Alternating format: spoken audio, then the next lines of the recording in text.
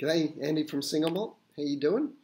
I'm doing a different recording today. I'm doing something on an independent bottling from a mystery distillery. It's all very secret squirrel. This whiskey is called the Ileach. I think that's how it's pronounced. And the people from the Highlands and Islands Scotch Whisky Company, who are an independent bottler, tell us that this is a peated single malt whisky from Islay. Now, what is there? 8, 9 distilleries on Islay? So you've got a pretty good chance of working out which one it is.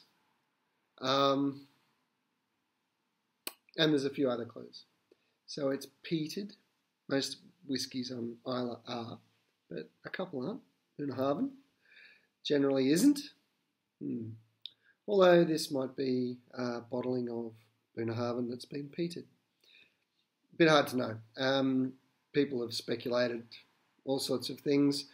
Ardbeg, Lagavulin, Talisker, but it can't be Talisker because Talisker's from Skye. But the best bet's probably Kalila. They tend to have a lot of their whiskey done by independent bottlers, and they tend to have a pretty good arrangement with most independent bottlers to allow it. Whereas Lagavulin is struggling for supply, as I think is Ardbeg, so they'd be less likely to allow an independent bottler to have supply of their stock. So I don't know where it's from, but it's in a bottle that is the same shape as Talisker and the same shape as Lagavulin, although it's a different colour, and the same shape as Kalila and Talisker. But we know it's not Talisker because it's from Islay, not the Isle of Skye. We know it's had caramel added. So it's got this lovely bronze colour, which would indicate that it's aged in sherry butts, except that they put caramel in it, so we'll never know by colour. Hopefully we'll tell by taste. And we know that it's peaty and Islay, so we should be seeing some salt and iodine and those sort of characters. All those yummy sea spray characters. Let's have a look at him. Oh, the other thing I should tell you is it's a no age statement whiskey. So it's at least 3 years old, but we don't really know. This can be a good thing too. I have to stress this. There seems to be a belief that single malt whiskey has to be at least 10 or has to be at least 12 years. It doesn't. What happens in the maturation process is we need time for the flavours to meld, to impart their have their flavour, draw the flavour out of the oak, but also lose nasty aromas and flavours into the oak. But what can happen is is the fruitiness, the sweetness that comes from the malt can also disappear and dissipate. So that happens over age. So you can end up with very bland, really oaky kind of flavours, and you lose all those lovely, rich flavours of the malt if it gets too old.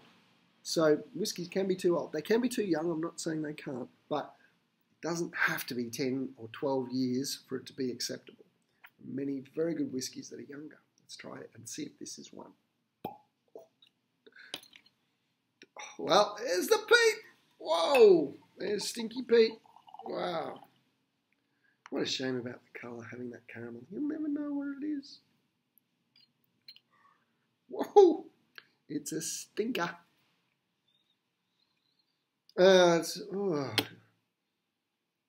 It's very heavily peated.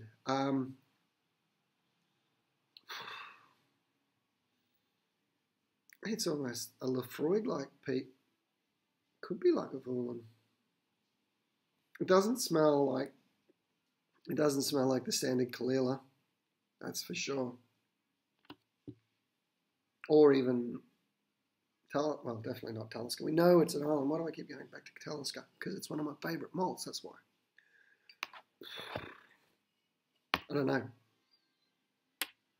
No, I'm going to say that is not Kalila based on the peat.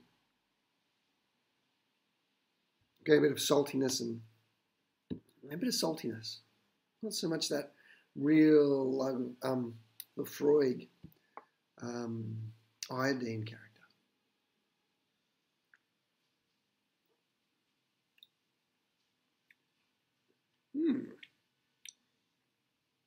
Well, that's one hell of a mystery.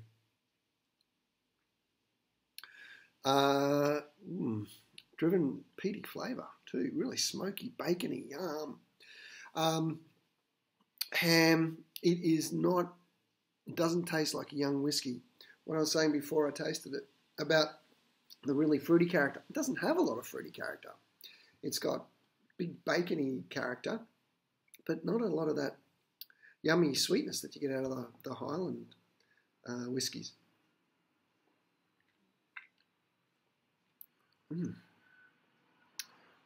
Maybe it is Lefroy. I'm very confused actually, because it doesn't. It tastes like American aging. Yeah, I'm not getting any Christmassy cake characters either. What I'm getting is peat and some vanilla and iodine, saltiness. It's really got that sea spray that you tend to get in the Lefroigs. Wow. This is a whiskey some people are going to absolutely do backflips over. It's a lot easier to drink than a Lefroy 10-year-old. Not nearly as approachable as a Lagavulin. And it's a tasty whiskey. Look, I like it. I'll say that up front. But I think that this will divide people. If you like Lefroy, if you like Lagavulin, get a bottle, give it a go. It's great. If your tastes are more in line with Bowmore, and you like your peat, this is like Bowmore, but a lot drier. If you like Highlands with lots of Spacesides with lots of malty fruitiness, this is not the whiskey for you.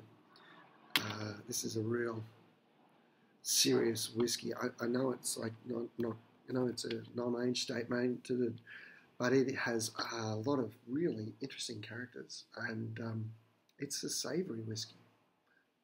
Bloody good, actually. Oh, I do love that bacon. Great stuff.